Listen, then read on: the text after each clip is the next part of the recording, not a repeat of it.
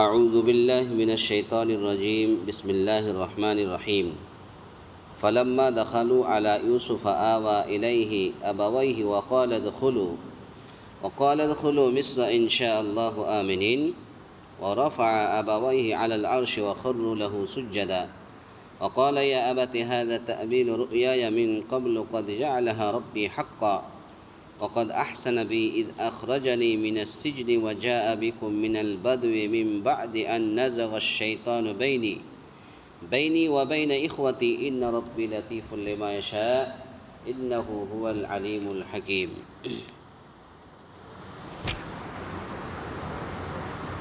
اللہ رب العالمین نے فرمایا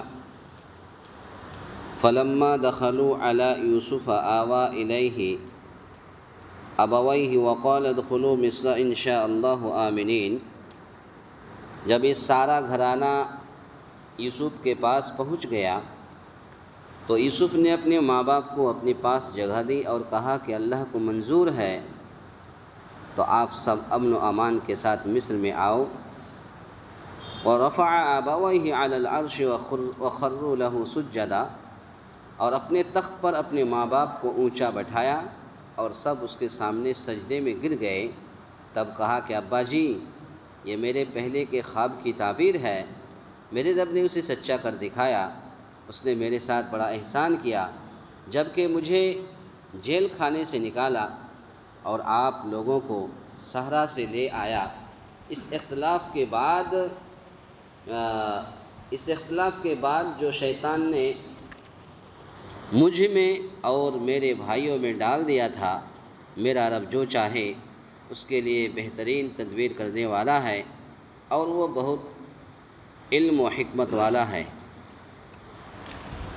یہ سورہ یوسف کی آیت نمبر 99 یعنی 99 یہ دو آیتیں ہیں. گزشتہ کل کے درس میں یہ بات بتائی گئی تھی کہ حضرت یعقوب علیہ السلام کو بیٹے کی خوشخبری اور بیٹے کی خوشبو آنے لگی مصر سے کہ کہاں مصر ہے اور کہاں کنعان ہے.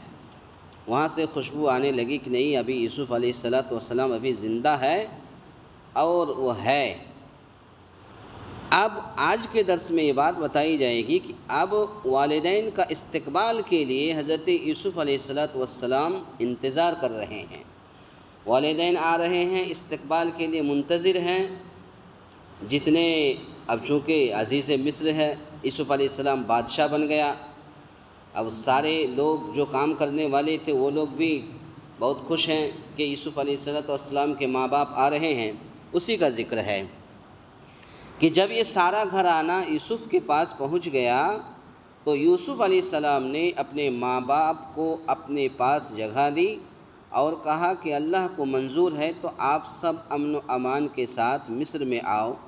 یعنی عزت و احترام کے ساتھ انہیں اپنے پاس جگہ دی اور ان کا خوب اکرام کیا، مہمان نوازی کی، عزت کی. کہا کہ ماں باپ سے کہا کہ اگر امن و امان ہے، چین و سکون ہے، ماحول صحیح ہے، سازگار ہے تو آپ لوگ مصر میں آ جاؤ. اس کے بعد پھر کیا ہوا؟ وَرَفَعَ أَبَوَيْهِ عَلَى الْعَرْشِ وَخَرُّوا لَهُ سُجَّدًا، اور اپنے تخت پر اپنے ماں باپ کو اونچا بیٹھایا. بعض مفسرین کا خیال ہے کہ یہ سوتیلی ماں اور سگی خالہ تھی. کون؟ ان کے جو ماں تھی، جو والدین استقبال کے لیے آ رہے ہیں، استقبال کے لیے منتظر ہے یوسف علیہ السلام.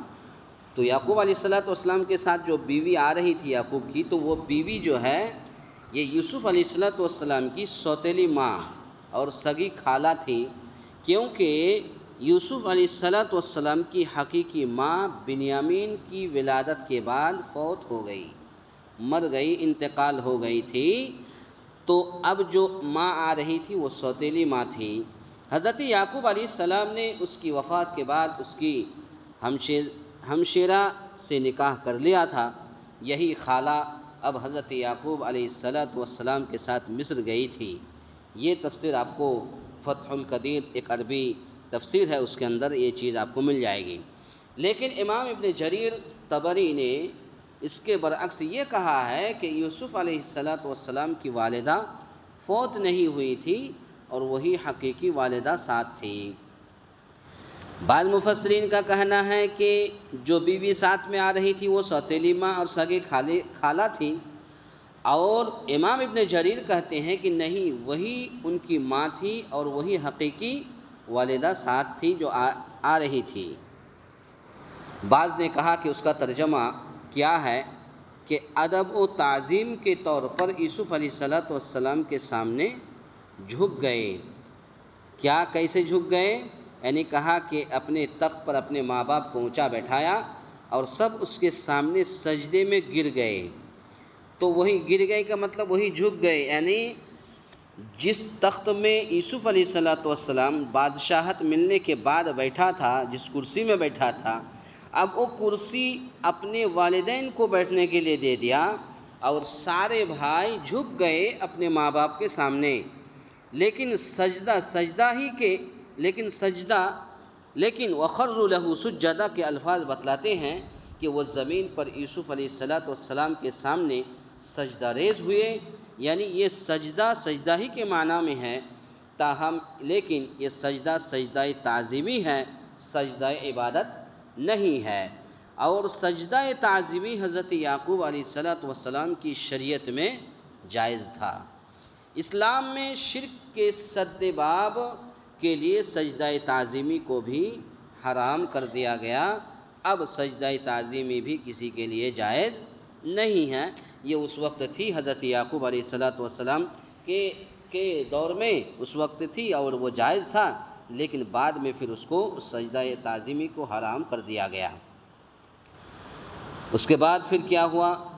یعنی حضرت یوسف علیہ السلام نے جو خواب دیکھا تھا، کہ خواب کیا دیکھا تھا؟ خواب یہ دیکھا تھا کہ مجھے 11 ستارے سجدہ کر رہے ہیں اور چاند اور سورج سجدہ کر رہے ہیں۔ اب وہی چیز اپنے ماں باپ کو کہہ رہا ہے کہ اے میرے ابو جان، میری خواب تو کی تعبیر تو سچ تھا نا، کہ آج ہم آپ کو سجدہ کر رہے ہیں، تو گویا کہ آپ چاند اور سورج ہیں۔ تو اتنی آزمائشوں سے گزرنے کے بعد بالآخر اس کی یہ تعبیر سامنے آئی کہ اللہ تعالیٰ نے حضرت یوسف علیہ السلام کو تخت شاہی پر بٹھایا اور والدین سمیت تمام بھائیوں نے انہیں سجدہ کیا۔ اللہ کے احسانات میں کنویں سے نکلنے کا ذکر نہیں کیا تاکہ بھائی شرمندہ نہ ہو، یہ اخلاق نبوی ہے۔ دیکھیے، اللہ کے احسانات میں کنویں سے نکلنے کا ذکر نہیں کیا، یعنی جب سارے بھائی جمع ہو گئے، مصر میں چلے گئے، ابو گئے، امی گئے، تو پھر ابو امی جانے کے بعد پھر یہ اللہ کا احسان دیکھیے کہ کنویں سے نکلنے کا ذکر نہیں کیا۔ کیوں نہیں کیا؟ تاکہ بھائی لوگ شرمندہ ہو جائیں گے۔ یہ نبی کا اخلاق تھا۔ یہ جتنے اس وقت کے نبی آئے تھے، رسول آئے تھے، ان لوگوں کا اخلاق ہی کچھ ایسا تھا کہ جب بات کریں گے تو کس طریقے سے بات کرنا چاہیے، یا یہ بات کہاں تک پہنچے گی، تو وہ سب کا لحاظ کرتے ہوئے اس کنویں سے نکلنے کا ذکر نہیں کیا تاکہ بھائی شرمندہ نہ ہو۔ یہ اخلاقی نبوی ہے۔ اس کے بعد پھر مصر جیسی ہی متمدن علاقے کے مقابلے میں کنعان کی حیثیت ایک صحرا کی تھی، اس لیے اسے بدون سے تعبیر کیا کہ یہ بھی اخلاق کریمانہ کا ایک نمونہ ہے۔ یہ بھی اخلاق کریمانہ کا ایک نمونہ ہے کہ بھائیوں کو ذرا مورد الزام نہیں ٹھہرایا اور شیطان کو اس کارستانی کا باعث قرار دیا۔ تو پتہ یہ چلا کہ اخلاق بھی بہت بڑی چیز ہے۔ حدیث کے اندر آتا ہے کہ اللہ کے نبی صلی اللہ علیہ وسلم نے فرمایا کہ اخلاق کی وجہ سے بھی انسان کو جہنم میں ڈھکیلا جا سکتا ہے۔ اگر انسان کا اخلاق صحیح نہیں ہے، انسان کا کریکٹر صحیح نہیں ہے، انسان کا چال چلن طور طریقہ اگر صحیح نہیں ہے، تو انسان کے اخلاق کی وجہ سے بھی اللہ رب العالمین کل قیامت کے دن ایک انسان کو جہنم میں ڈھکیل سکتا ہے۔ کہ اللہ کے نبی صلی اللہ علیہ وسلم کے تعلق سے حضرت عائشہ رضی اللہ عنہا سے پوچھا گیا کہ اے عائشہ، یہ بتائیے کہ نبی کا اخلاق کیسا تھا؟ تو حضرت عائشہ کہتی ہیں ما خلقہ القرآن، یعنی پورا قرآن ہی نبی کا اخلاق تھا، پورا قرآن ہی نبی کا اخلاق تھا۔ تو اخلاق کی بہت بڑی اہمیت ہے، بہت بڑی فضیلت ہے، اور اخلاق انسان کے اندر آپ کہیں بھی جا کر کے دیکھیے کہ انسان کے اندر اگر لکھا پڑھا کم ہے لیکن اگر اس کے اندر اخلاق ہے تو اخلاق کی وجہ سے اللہ تعالیٰ اس کو بلند منصب پر فائز کر دیتا ہے۔ تو اخلاق کی وجہ سے اگر کسی انسان کا اگر اخلاق کے اندر بگاڑ ہے یا اخلاق صحیح نہیں ہے تو اپنے اخلاق کو، اپنے کریکٹر کو، اپنے چال چلن طور طریقہ کو صحیح کرے۔ اگر صحیح نہیں کرے گا تو کل قیامت کے دن اس کی وجہ سے بھی اللہ تعالیٰ اس کو جہنم میں ڈھکیل سکتا ہے۔ اس کے بعد پھر کیا ہوا انشاءاللہ کل کے درس میں سنیں گے۔ اللہ تعالیٰ سے دعا ہے یا الہ العالمین ہم تمام مسلمانوں کو کہنے سننے سے زیادہ نیک عمل کرنے کی توفیق عطا فرمائے، آمین۔ اقول قولی ھذا استغفر اللہ لی ولکم ولسائر المسلمین واستغفروہ انہ ھو الغفور الرحیم۔